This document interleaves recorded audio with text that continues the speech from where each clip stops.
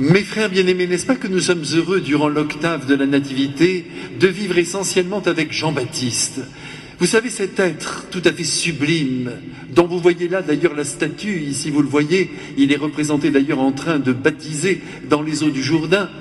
Eh bien, mes frères bien-aimés, cet être sublime nous aide à vivre profondément notre vie chrétienne. Et aujourd'hui, nous le surprenons alors qu'il est en train de baptiser à tour de bras et de cœur pratiquement l'ensemble du peuple d'Israël. Il leur a demandé tout simplement de venir noyer leurs péchés dans les eaux du Jourdain. Mais ne croyez pas, mes frères, que cette démarche de purification soit une démarche mortifère, pas du tout. Jean-Baptiste est en train d'inviter son peuple à vivre de grandes noces, à se préparer à la fête des fêtes, qui est la venue de Dieu dans le monde. Ce fameux Messie qu'Israël attendait depuis longtemps et qui devait libérer le peuple et qui effectivement l'a libéré essentiellement du péché.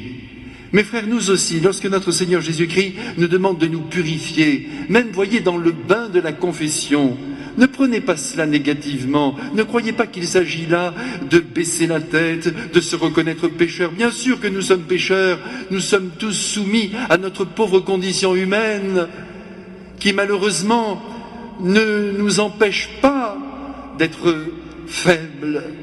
C'est terrible. Nous sommes soumis à la faiblesse, aux négligences. Jésus le sait. Et Jésus n'insiste pas, mais il veut tout simplement que nous devenions beaux. Par conséquent, il veut que nous nous lavions.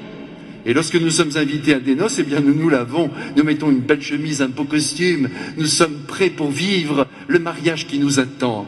Et là, c'est le mariage de Dieu avec la petite âme humaine que Jean-Baptiste est en train de préparer.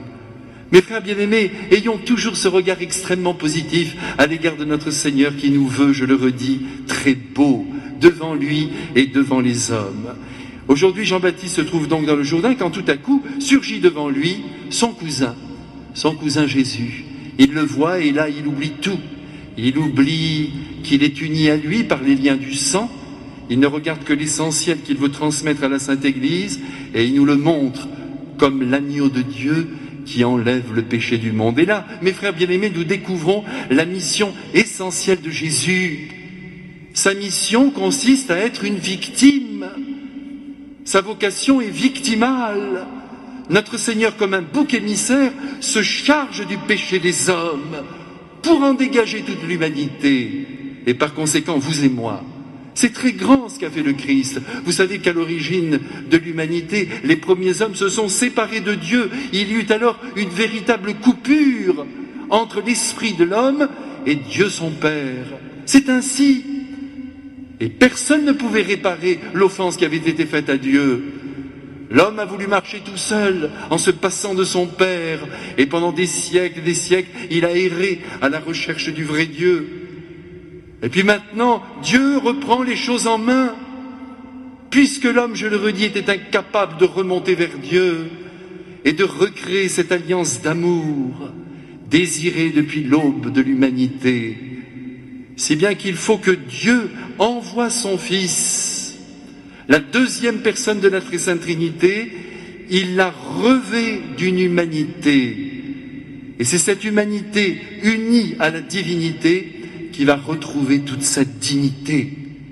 Lorsque Dieu le Père voit son Fils, lorsqu'il le voit maintenant dans le ciel avec son corps, il voit que toute l'humanité a été recréée dans l'humanité de Jésus. C'est ce que nous devons bien comprendre, mes frères bien-aimés, et c'est très grand.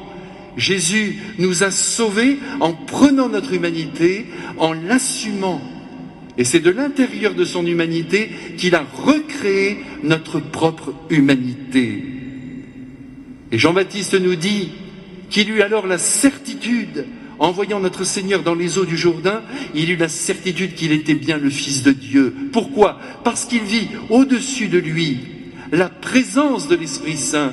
Ce n'est pas que ce jour-là, l'Esprit Saint a envahi le Christ, il est dans l'Esprit de Dieu.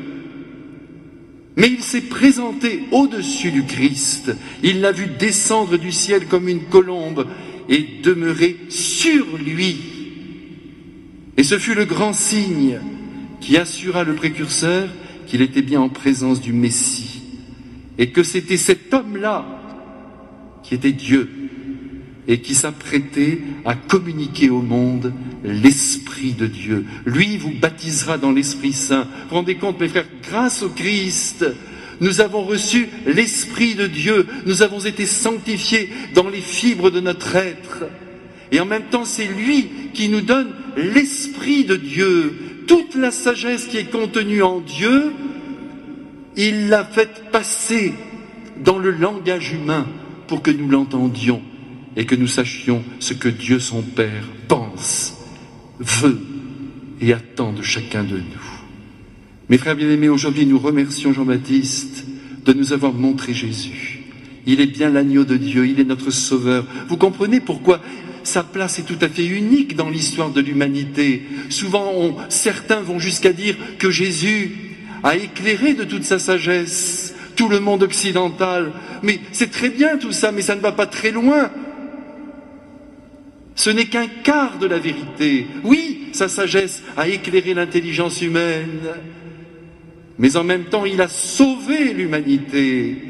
Il a pris sur lui le péché. Il est le petit agneau du Père, il appartient au Père. Et pour nous, il va mourir pour nous unir à son Père. C'est grand, il est la clé de voûte de toute l'humanité. Mes frères, ne lâchez pas le Christ. Il est votre présent et il est notre avenir.